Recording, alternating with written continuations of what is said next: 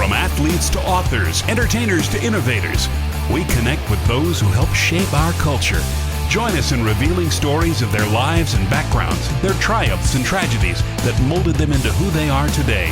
Authentically off-script and personally illuminating, this is Audibles with Jason Scarborough. This week on Audibles, Mo Williams. So your story starts on December 19th, 1982. We were just talking about how long ago that sounds at this point, right? But growing up, how would you describe growing up? Man, I come from a two-parent household. Growing up, my dad, working two jobs. My mom, school teacher. Come from a loving family, 4 siblings. We grew up on the north side of Jackson. Went to Green Elementary, went to Chastain Middle School, went to Murrah High School.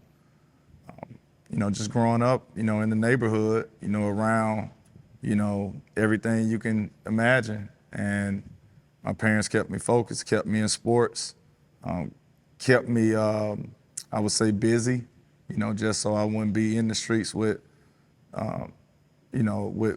around things or around people that wasn't doing things that I strive to do.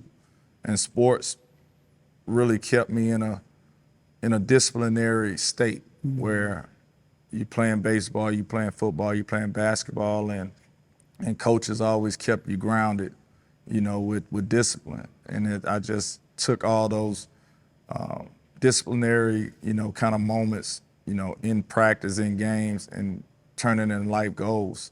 And I always teach discipline through sports as a coach also. The area that we're in, Hines, Rankin, Madison County, it's grown a lot in the last 10, 20 years. How would you describe the area during that time when you were growing up? Well, Jackson per se, growing up, it's the same now. I would love to see the city of Jackson grow, but I would say the surrounding areas, they've grown tremendously. I live in Madison now, and I know a lot of people that live in Brandon. I know a lot of people that live in Pearl. I know a lot of people that live in, Clinton. And growing up, everybody I knew lived in Jackson. And that just shows you the growth. That just shows you, how, my era of youth when we became adults, how we wanted better for our kids. And we're all in the suburban areas. And I go back, I would love to see Jackson grow at that same pace. You talked about your parents kind of keeping you involved in sports. Now, is your family an athletic family, or are you really the first? Yeah, my dad played sports. My dad played football, but went to the Army to support his family. And my mom, she never played sports. She's the brainiac of the family. Graduated from Jackson State. Been a teacher for all her life before she retired. So, my background is that. My brother played sports. My sister played sports up to a point I did, and also my little brother played sports growing up. So we're a sports family. My parents did a great job of keeping us in sports. And what that did was, in sports, our friends became our teammates, not guys that, in the streets, not going to school or doing things that are illegal that, we'll be attached to. Do you remember how young you were when sports really started becoming important to you? Something Absolutely. You wanted to do? I started playing baseball when I was 4 years old. And people that really, really know me, they always say, they know me as, Mo Williams, basketball, NBA. But the real people that know me say, man, he was a better baseball player. Really? Which I was. I started playing baseball when I was 4. I didn't start playing organized basketball until I was 9 years old. But baseball was always my love. I played baseball all the way through high school. When I went to college, that's when I played one sport. Baseball is my love, and that's not degrading basketball, because I love basketball tremendously. But I have a love for baseball that's just as high as basketball. So speaking of high school, how would you describe Mo Williams in high school? Mo Williams High School at Murrah High School, man, 1,400. I mean, that experience was great. I mean, I played for a terrific coach in Bob Frith and Coach Brown.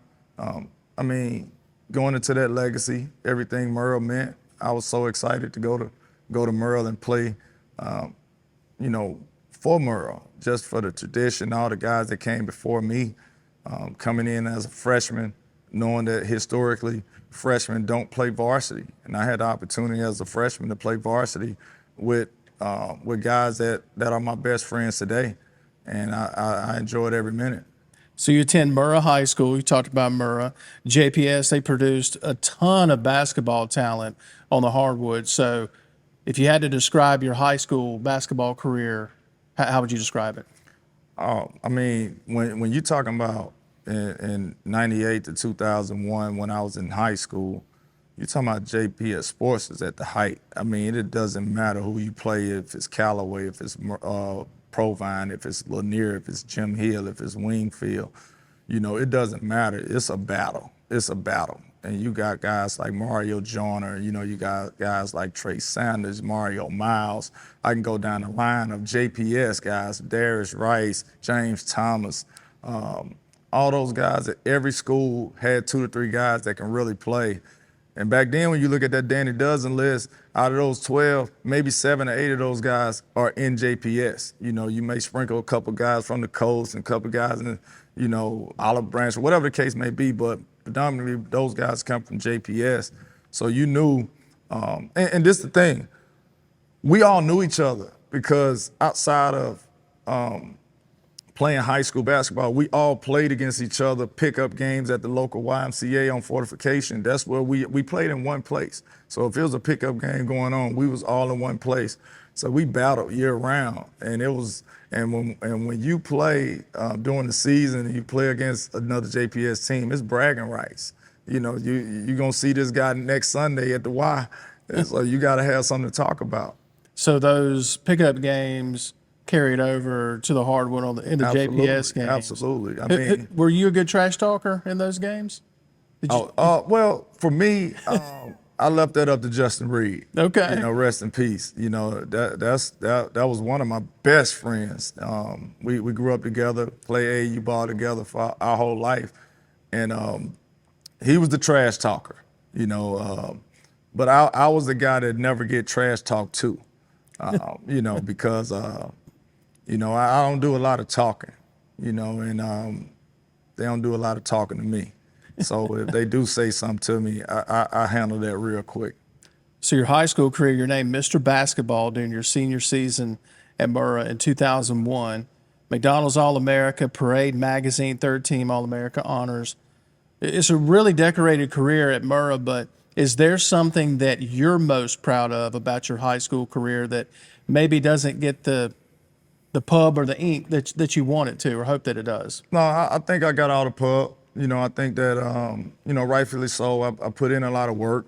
You know, I got the McDonald's All-American, the Mr. Basketball, everything that I deserve.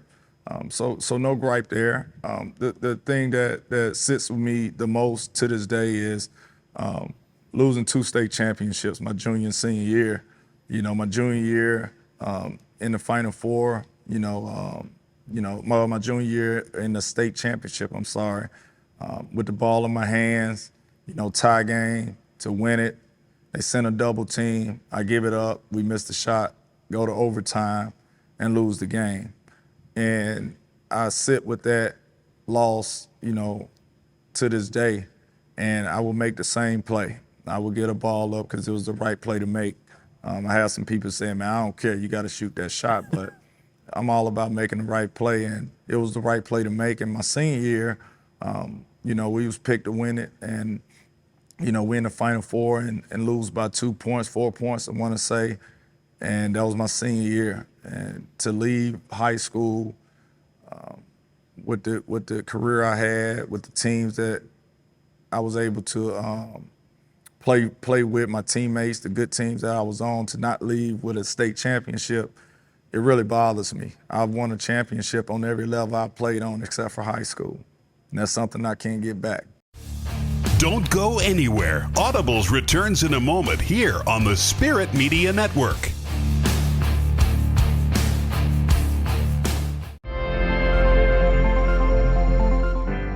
Mississippi's farmers love what they do, producing food and products for you and your family to enjoy. But we know this land is not just ours, it's yours too. That's why our farmers maintain this soil, keeping it rich and bountiful. We are sustaining this land so it will be useful to feeding generations to come. Donate at farmfamiliesms.org to help us spread the word, or find us on Facebook. The Farm Families of Mississippi, our work fuels the world. The internet can be a dangerous place. With Connect and Protect from C Spire, you get the phone you want, and you get the tools to easily track her location, restrict content, and help protect her at any age. It's like a digital mom arm. A what? That thing moms do. I'm not following. How do I put this? Look out! Oh, mom arm. Got it, yeah. Introducing Connect and Protect from C Spire. Only $30 a month with free guided setup. Customer inspired. That's C Spire. The fabric of any community is its people. It's the commitment to hard work and to be our best. It's where you know your neighbor by name. It's where family is important. At Covington County Hospital, we are your family and friends. That's why your healthcare is important to us. From emergency room visits to primary care to behavioral health, we want to make sure that healthcare is available when you need it. Covington County Hospital, where your healthcare matters. Family owned and operated since 1986, Lakeside Molding has become the trusted source of architectural products throughout the South. They offer fine interior architectural moldings, custom millwork, and cabinet doors designed and handcrafted in Flowwood. Their showroom on Lakeland Drive is stocked with today's most sought-after interior details, including corbels, post, fireplace mantles, bath vanities, mirrors, and much more. Tim Shoemaker and his staff work closely to meet client needs for new construction, restoration, and remodeling projects. Lakeside Molding, where details make the difference.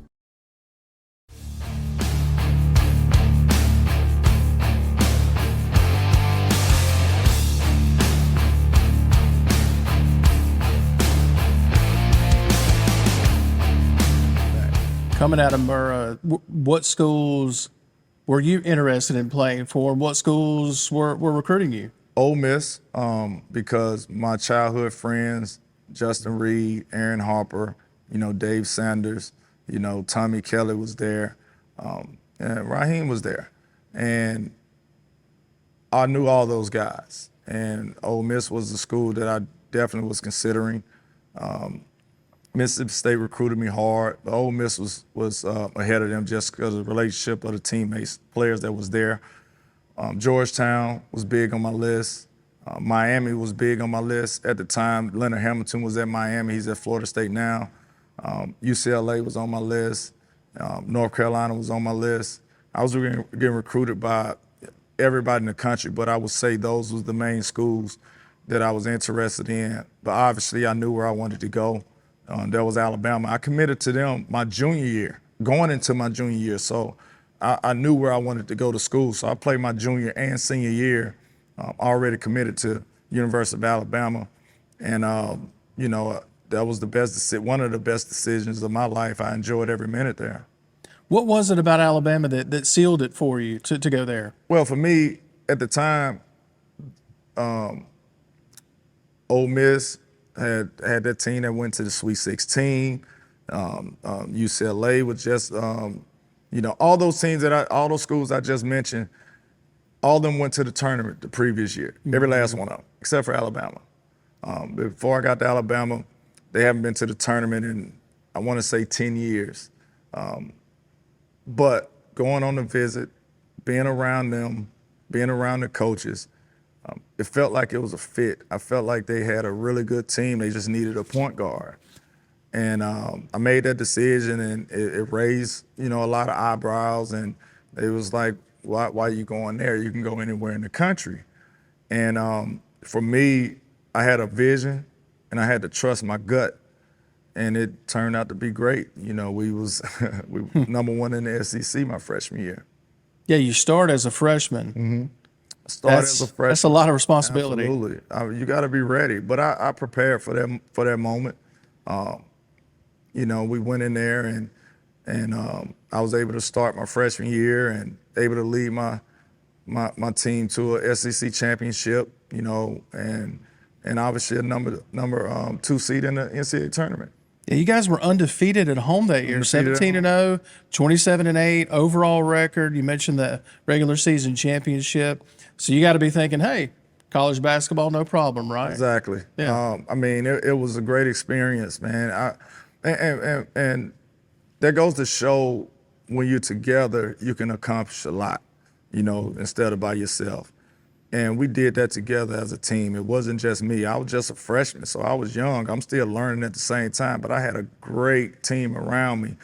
And and to this day, and this is what I would say, to this day, that team that I was on in Alabama, we're all 40 plus years old now. We're all close.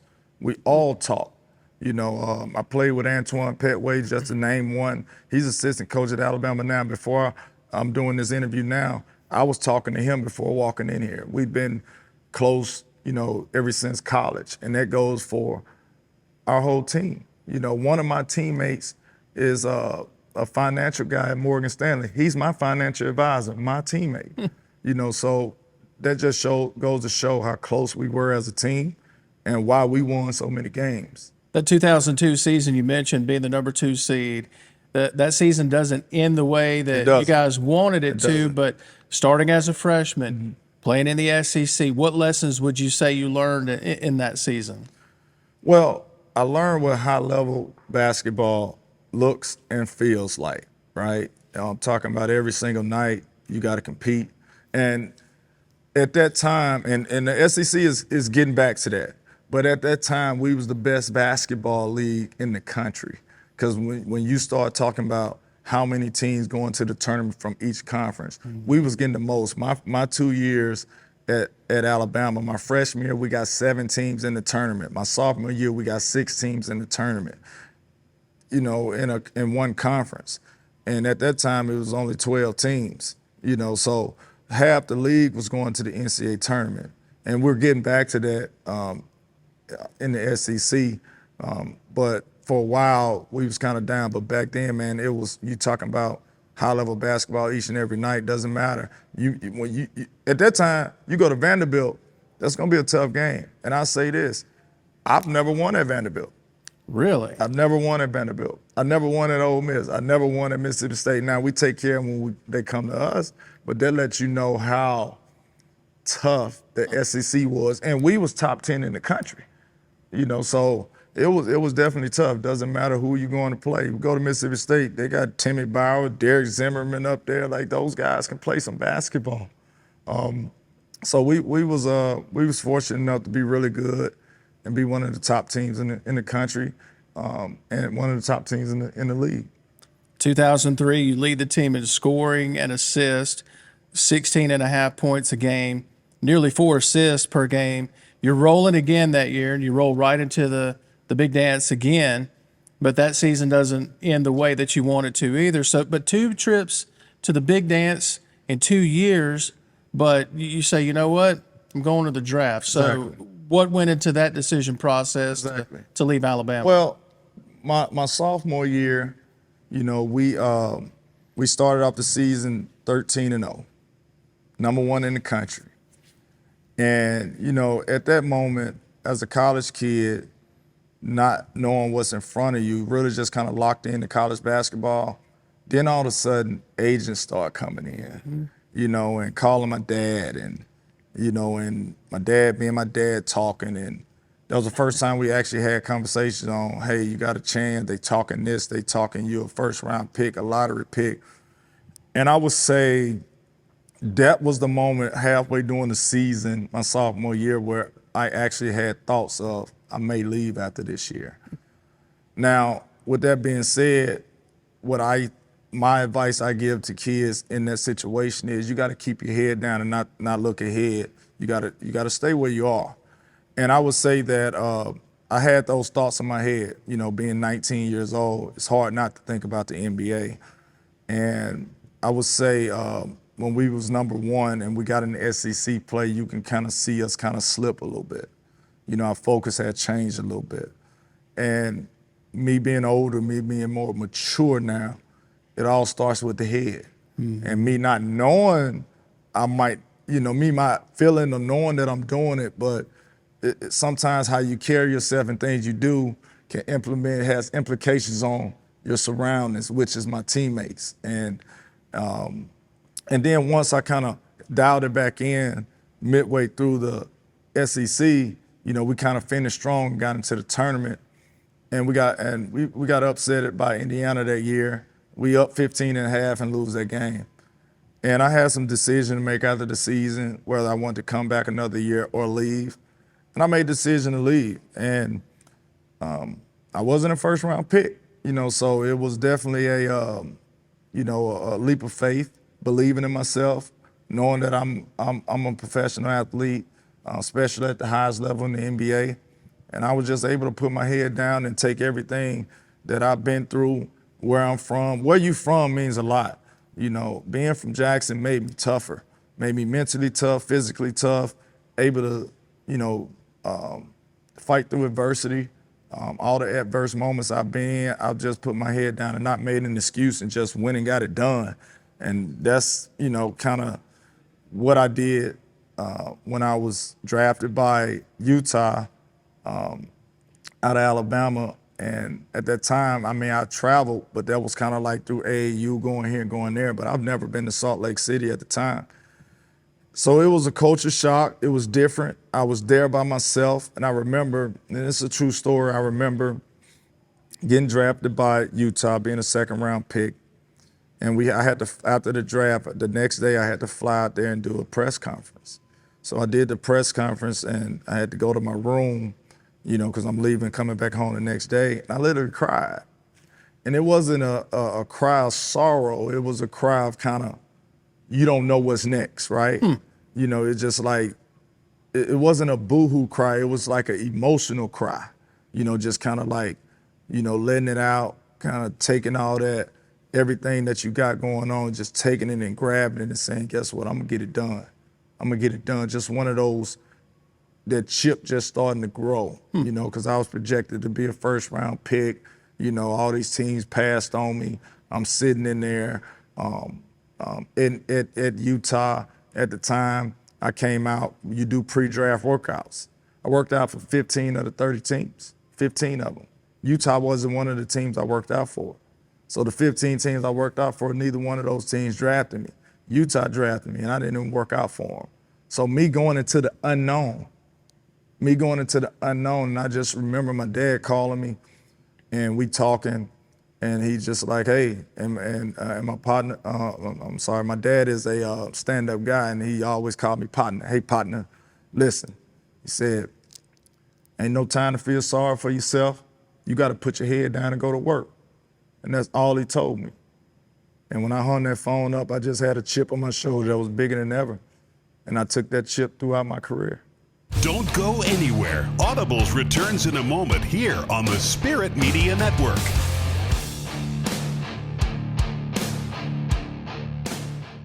It has often been said that home is where the heart is. It's where hard-working and dedicated people form the fabric of a thriving community. At Covington County Hospital, it's our priority to help keep our community safe, healthy, and moving. With our primary care clinics and services, we are working to keep you healthy. Because home is where the heart is. Home is where family matters. Covington County Hospital, where your health care matters. C Spire's Viber makes it so easy to make music on my computer. I was on Discord in real time, and it was like that. It's like that. It was exactly like being in the studio. From just the tap of the button, I can just transfer files or send over projects, send over anything. It's just something I don't need to worry about. I'm just like, I have the creative side, and C Spire has got the whole internet side.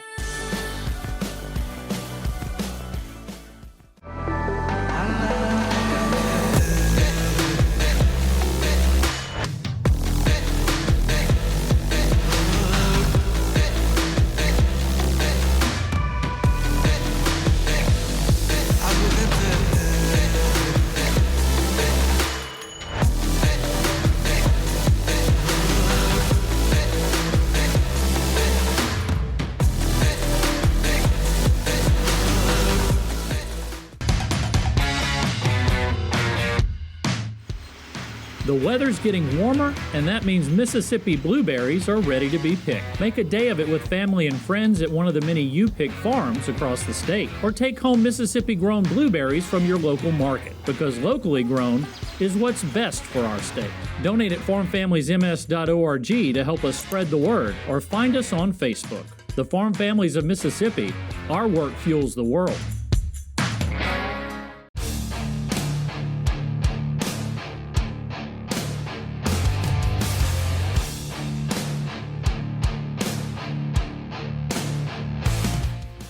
Is it safe to say, hearing you talk about it now, it's kind of interesting to hear you talk about that moment, because it sounds like there was a shift that occurred at that moment for your career going forward. Exactly. Is that safe to say? That was the biggest shift in my career, because you got to think about it.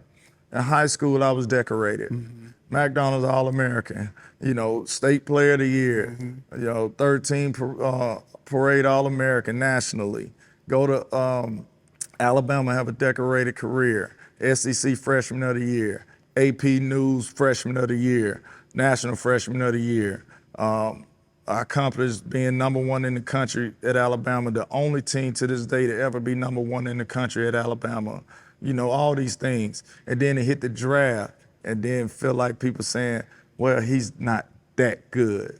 He's not a real point guard. He's a combo. He's this. You start hearing all these negative things about you, and then you not being a first-round pick, a second-round pick. First-round picks are guaranteed. You guarantee 4 years to even develop. Second-round pick, hey, they can wake up tomorrow and say, hey, good luck, but we're going to move in a different direction. So now I'm in a different mode where I have to really, be a guy that come in and just carve his own way. And I haven't been in that position in my life, so really you can either sink or swim in that point. Feel sorry for yourself, feel like you're not getting a fair opportunity, feel like somebody's against you, whatever the case may be. I didn't do that. I just put my head down and put a chip on my shoulder, and I worked like I was the worst guy on the team. And that was the best thing that happened for me, because I went into Utah, played for the great Jerry Sloan, and he gave me an opportunity, and I never looked back. It's interesting to hear about the chip on your shoulder, because you're in Utah for one season. Yes. Then you're traded.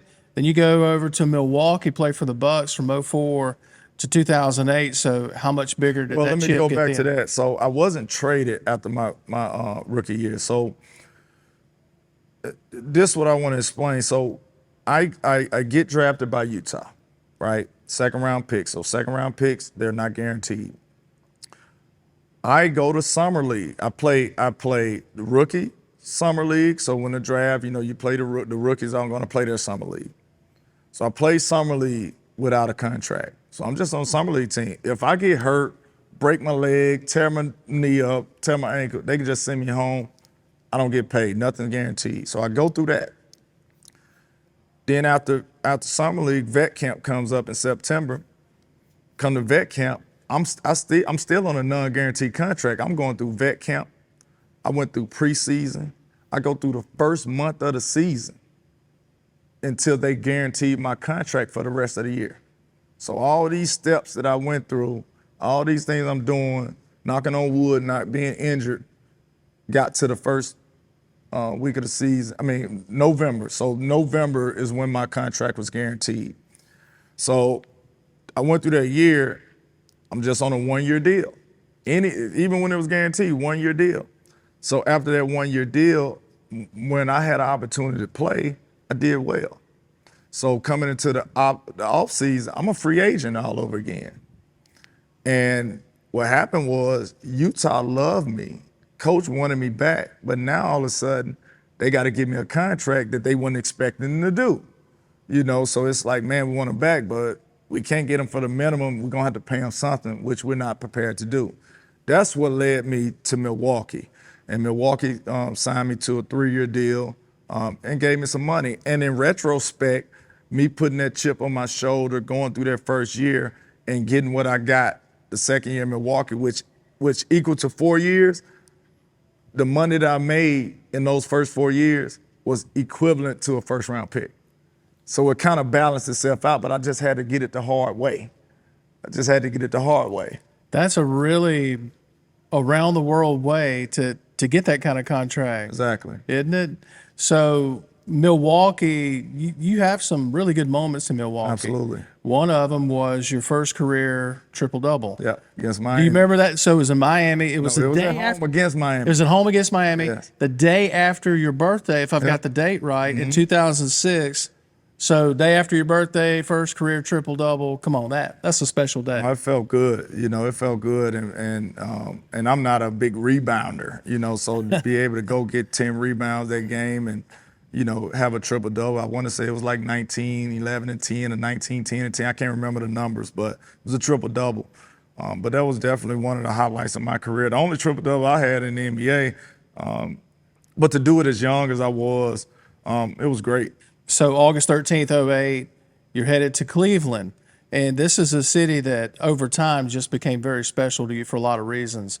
But you're teaming up at this point with LeBron James. Do you remember your first interaction with LeBron? Absolutely. I mean, we knew each other but didn't know each other beforehand. And what people don't understand is that in 2007 and 2008 season, my last year in Milwaukee, that season I played with a torn ligament in my thumb, and I had a torn hernia, sports hernia. And both of them happened early on in the season, and I went through the whole season playing with it. When the season was over that summer, I had hernia surgery and I had thumb surgery 2 weeks apart. 2 weeks apart. I couldn't work out, I couldn't run, I couldn't jog the whole off season. The first time I jogged down the court, because that summer I got traded to Cleveland. And when I got to Cleveland and we got to vet camp, that's the first time I picked up a basketball and ran. Good gracious. And that season I was an NBA All-Star. That's a lot of surgery in a compacted amount of time.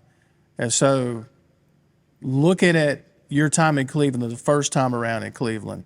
So you're there, 08 to 2011, and this is around the time, so LeBron announces he's going to Miami. So that was at the end. So, but the time there, I was young. I was 25, 26, and I was playing at a high level, right? Bron was young, and he was coming into his own, but he was, still really good. Mm-hmm. And we was number one in the league every year I was there, and we just never could get over the hump.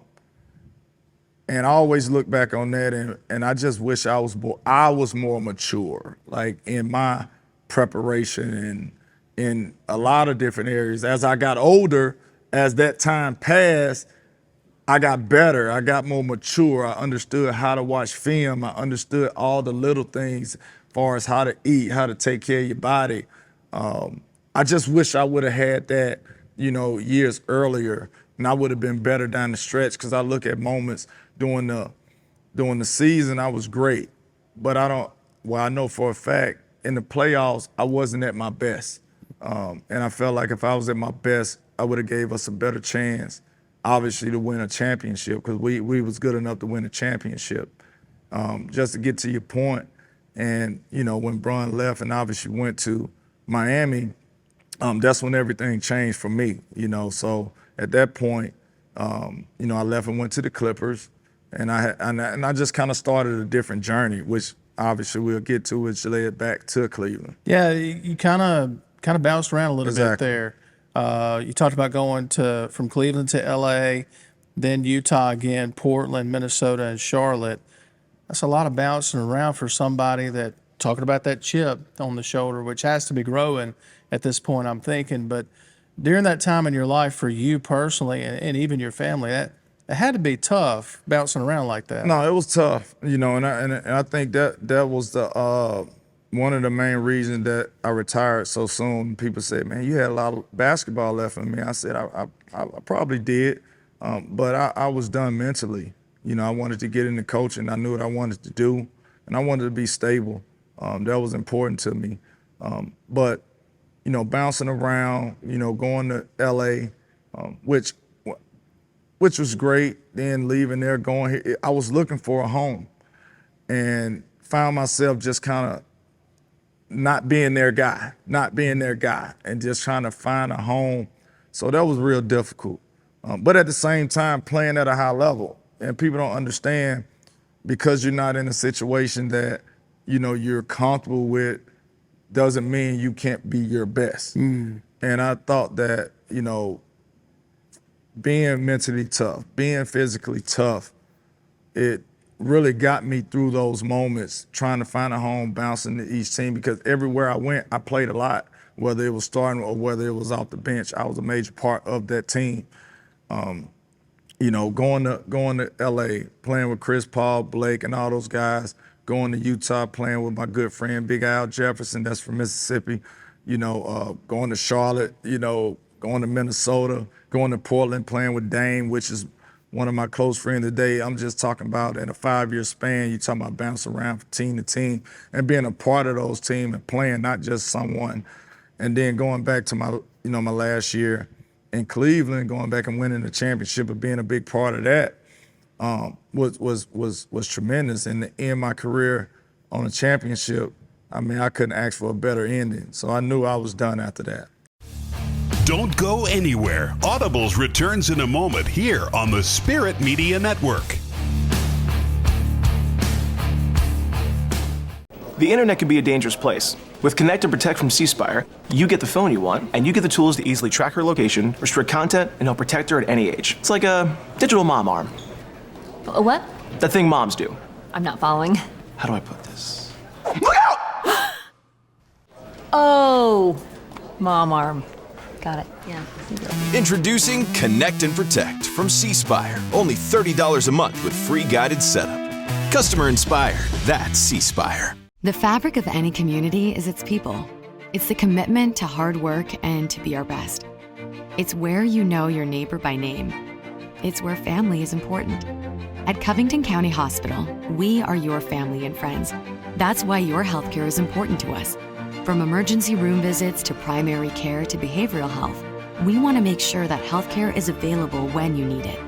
Covington County Hospital, where your healthcare matters.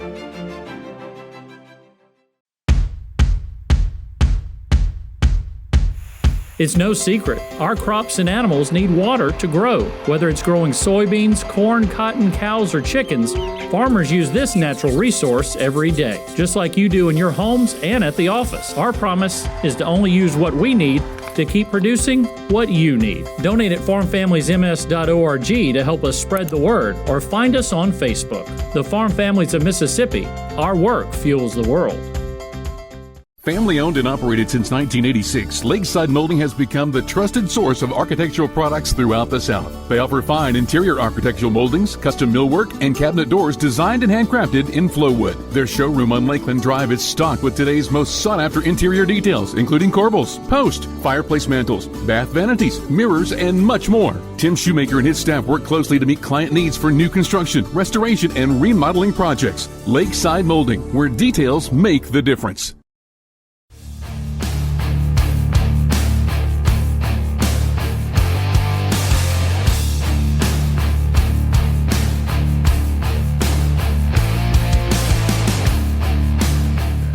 So yeah, in 2015, you come back to Cleveland to the 216, and this was a city that, you know, from just seeing the post game interviews, even leading up to that series with Golden State, you know, you embrace this city, you love Cleveland, and so like you said, to be able to come back to Cleveland, and you guys fall down 3-1 in the series, the NBA Finals, to Golden State, and at the time, no NBA team had come back from a 3-1 deficit.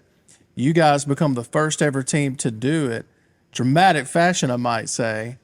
And so for that moment for you, going back to the bouncing around, going back to that moment you talked about having your rookie season where that chip started to grow. But now Mo Williams, NBA champion. No one could take that away from you. I heard you at the victory parade. Look, I'm a champ. Nobody can take that away from me. How satisfying was that to hoist that trophy?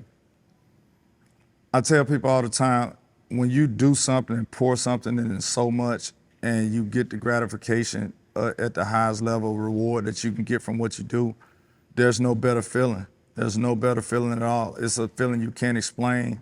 It's something that just goes through your body that you can't control, you know? And to win that championship, to go from there, to get on that plane, to land back in Cleveland and see all those thousands people at the airport, and to wake up the next day for the parade and have 1.5 million people downtown Cleveland at our parade, a parade that was supposed to last, 2 hours to go around, which took 7 hours because it was so many people and we couldn't move. That feeling, that experience will stay with me for the rest of my life. It's going to stay with the people of Cleveland too. That ended a 52-year 52. And the crazy championship thing drought. about it, I was number 2 when I was in Cleveland my first time around. Yeah. And Kyrie was 2 when I came back, and I changed my number to 52 because my childhood number was 25, right? And I couldn't wear 25 in Cleveland the first time around because Mark Price is retired, so I took 2. I either take 2 or 5 or 25, and I came back, and I just the season before I scored 52 points in Minnesota, so I went to Cleveland the next year. So guess what number I picked? 52. Guess how many years Cleveland sports has not won a championship? 52. So that synergy between that number was just tremendous. Please tell me you still have that jersey. I do. It's locked away safely, hopefully. Absolutely. Right. I hope so. I hope so. That season was bittersweet because, like you said, it ended up, Game 7 ended up being your final game Yes. in the NBA. You played the duration of that year. You had a torn ligament Yep. in the thumb. Then you were diagnosed with CMP. And I don't know if people understand how painful that is. So it was almost like you knew it was time to hang it up, but Yeah. still, to get to that moment, I always like to ask former athletes this, to know that you're hanging something up that you basically done the entirety of your life. Exactly. How difficult was that moment? It was difficult because, after I won the championship a month later, I had surgery, because that whole season. So to start the season, Kyrie was hurt. So I started the first half of the season until Christmas. I started the first, 25, 30 games of the season. I'm averaging 14-7, and people don't know the story. So I started, played a lot, and then when Kyrie came back, I didn't play. I was just a role. I didn't get in the game until the finals. And I was battling my injuries. I was rehabbing. I was doing things. So the gratification of being able to have a part, because you can be a part of a team, but have a part in the championship is 2 different things. To be able to have that moment, to have a part of success, being that you're there, it made that decision, Now, it's going to be a tough decision regardless. Yeah. But the fact that, you can sit back on your career and have, close to 11,000 points, almost 4,000 assists. I might be over 11,000 points, close to 4,000 assists. You look back and say, hey, it ain't too many players that done that. Yeah, you talk about the Hall of Fame guy, and I'm talking about a kid from Mississippi, 2nd-round pick, to go in and play 13 years and have these type of numbers and this type of success and becoming an all-star and doing these type of things. I thought, for me, I thought I've done enough. I thought, going through their career and having 5 surgeries, bouncing back from them and understanding what's important is your family. And I thought that at that time it was time to dedicate my life to something else. Well, I'm thinking at this point, it's going to be toes in the sand, relaxing, right? Absolutely not. But not for you. In May 2018, you're like, nope. You become assistant coach. Mm-hmm. You're reunited with Mark Gottfried out at Cal State Northridge as an assistant coach. So now you're starting a different journey with basketball. So how would you describe your experience out there with Coach Gottfried? Well, it's something I love to do. I love to teach. I love to coach. And when I played in the NBA, every summer, I say this all the time, every summer, after the season, you guys going on vacation and doing this and that. After the last game of the season, I was off season, I was living in Dallas at the time. I had a gym. I built a gym. So after that, I come home and I coach my youth. I coach my AAU teams. I literally coach. I literally in practice with them. So I knew what I wanted to do when I retired. So when I retired, I just took a year to just kind of get my mental back and just kind of just relax. But that following year, I jumped right into coaching. And I went to someone that I trust, played college ball with, really good friends, and he brought me along with his staff. And not only did he bring me with his staff, he prepared me to be a head coach. And it only took me 2 years, and I just kind of followed his blueprint. He taught me a lot of the things outside of basketball that I need to be prepared for. And in 2 years, I was ready to do my thing myself. And I got the job at Alabama State. And that was a real learning experience there for the last 2 years. Now I'm at Jackson State, where I feel like I got everything down. I'm able to make adjustments when need be outside of basketball, put myself and my team and my players and my coaches, put them in a great situation to be successful. Don't go anywhere. Audibles returns in a moment here on the Spirit Media Network.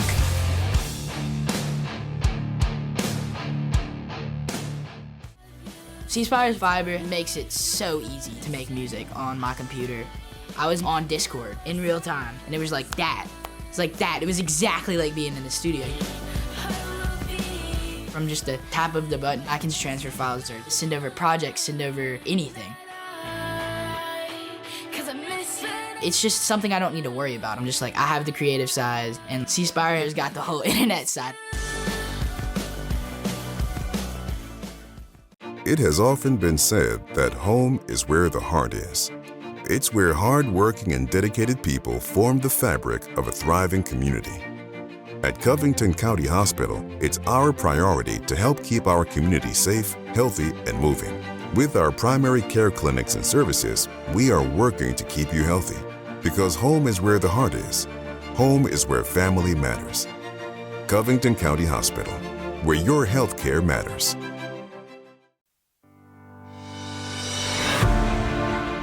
100 years ago, there were a lot more of us. Today, we're using the latest technology to make sure not one seed, not one drop of water, not 1 inch of this farm goes to waste. We want to be here for the next generation of Mississippians, ours and yours. Donate at farmfamiliesms.org to help us spread the word, or find us on Facebook. The Farm Families of Mississippi, our work fuels the world.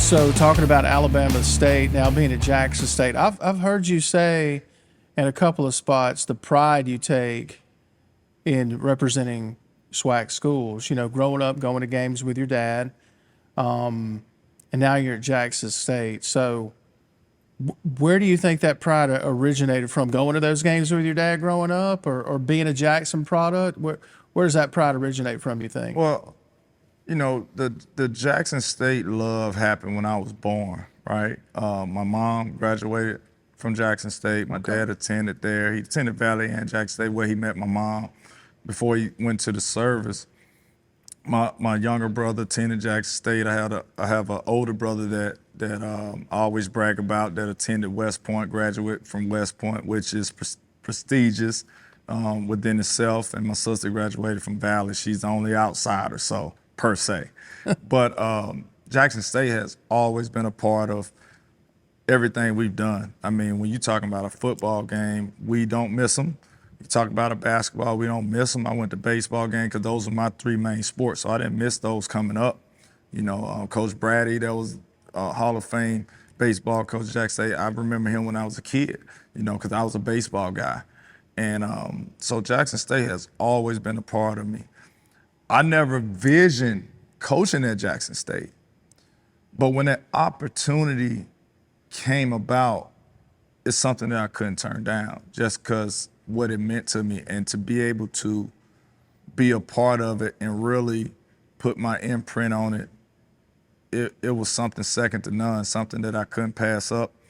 And to have that pride that I want to be great personally, that's one thing, but to be somewhere where you love and you don't want to see that place fail, it's almost like if I'm not successful at Jackson State, I've let my family down. What has been the biggest challenge? I mean, you're still a relatively new head coach by all intents and purposes. What has been the biggest challenge that you faced as a head coach?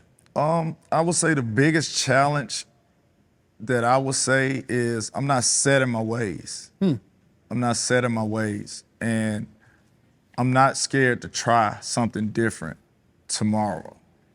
You know, and what happens is when you're a 20-year coach, 25-year coach, you're set in your ways. This is how I do things. It's been successful for 15 years. Why should I change, right? I'm still young, so I may be doing it this way today, but tomorrow I might be doing it a totally different way. Just because I'm young. I'm not scared to try things. I'm not scared to fail, you know, and I would say that's my biggest challenge is finding who am I, right? Developing who am I as a coach? What do I demand? What should I expect? So it's trial and error, you know, and you got to be prepared when you're young to accept your failures.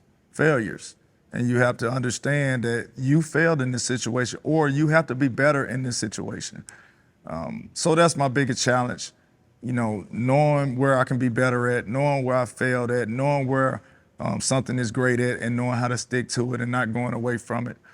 That's my biggest challenge right now as a coach. So let's do a little rewind in your career. What do you say? These are questions I've always wanted to ask you. Toughest to guard while you played at Alabama? At Alabama, Derek Zimmerman. Really? At Mississippi State, he was so athletic. You know, I'm fast. I'm quick. You know, I'm laterally quick. You know, vertically not so much. Not, you know, to the point where I can't jump at all. But we're talking about Derek Zimmerman. I mean, he touching the top of the backboard, and he played the same position I play. So it was just tough to guard him. So I would say, Derek, you know, DZ, I'm giving you a shout out right now, but he was definitely the toughest guard in the SEC. I'm gonna go polar opposite now. Player, whether college, high school, NBA, who got under your skin? Just agitated the Chris fire out of Paul. you. Really? Chris Paul, because he's such a great player and he know how to antagonize you. And he do it so slick. And me and him are good friends, so he didn't do it to me as much. You know, because, you know, but he do it to everybody else. He do it. He just get under people's skin, and he do it on purpose because he's such a great guy. But on the court, he's just a menace, and he's great because he hold the ball, but the ball in his hands a lot. So just imagine you have to guard somebody with the ball in their hands all the time. Me, if I'm not coming off and shooting, I got to pass the ball, cut through, and the ball got to move, but not with him. So those guys are really the toughest guys to guard because every time down the court, you're going to be in a pick and roll. You're going to be in some kind of action where you have to guard that guy. And typically, when you're Chris Paul status, you're going to get the benefit of the whistle. You think so? So it makes it a little bit tougher to guard those guys. If you don't go to Alabama to play your college basketball, where do you think you end up? Ole Miss. Really? Because the relationships with Justin and Yep. It was either Ole Miss or Mississippi State. Okay. All right, so I'm going to switch it up on you a little bit. So what is Mo Williams like at home when you're relaxing? Heard you talking to Bill Blackwell here at the Sports Hall of Fame and Museum about playing golf. You never want me to play golf with you, by the way. Just don't ask me. I should be arrested. I'm so bad at playing golf. But what do you do just to chill out and wind down? Well, one thing I do recreation, I definitely golf. I'm an avid golfer. I love to golf. It's just something that clears my mind. You know, I love being on the golf course, just the scenery, the greenery, all that. But outside of golf, I mean, it's just me at home with my family, just, flip-flops on, pajamas on, with my kids, with my wife, spending time with my brothers and my sisters and my mom. We always have our, get-togethers, game nights per se. That's me in a nutshell. I'm sitting on the couch and I got ESPN Plus on because I'm watching all games. I'm a sports fanatic. I'm a basketball guy, but I watch all sports, but definitely during basketball season, I'm watching college basketball because I'm a college coach beforehand. I'm going to watch the NBA, but now I watch a lot of college basketball. Final question for you. What do you think a young Mo Williams, growing up in Hinds County, we talked about that earlier, what do you think young Mo Williams would think about all that you've accomplished? NBA champion, head coach at Jackson State now, decorated career at Alabama, Murrah High School, and you're still writing your story. What do you think that young kid growing up in Hinds County would think about all that you've accomplished and you're still accomplishing? Keep pushing. Yeah. You ain't accomplished everything yet. Still wearing that chip on your shoulder, huh? Gonna stay there. Yeah. My goal is to be the best coach in college basketball. My goal is to win a national championship, and I won't stop until I achieve that goal. This is an interview I've wanted to do for a while, and I would be remiss if I didn't mention your dad. When I did sports radio, I was telling you before the interview, he would call into our shows, big sports guy, and sorry to hear that he's no longer with us, but I always loved talking sports with your dad on sports radio. Mm-hmm. So I know you're making him proud. Absolutely. That's my angel. Yeah. That's my angel. First SWAC conference game, we're down 8, 4 minutes to go. We're down 2 with 11 seconds to go, and we hit a 3 to win the game. Wow. Who you think wheeled that ball in? No, I have no doubt who it was. So for me, that's my angel. Man, thank you for doing this. And look, I'm going to continue to watch your story. I'm rooting for you at Jackson State. And like I said, an interview I've wanted to do for a long time. So thanks for joining us for Audibles, and I hope we get to do part 2 down the road. Absolutely. He's like, all right, y'all. Mo Williams. Look at that. Brought out the big guns today. You ready? All right, 3, 2, and 1.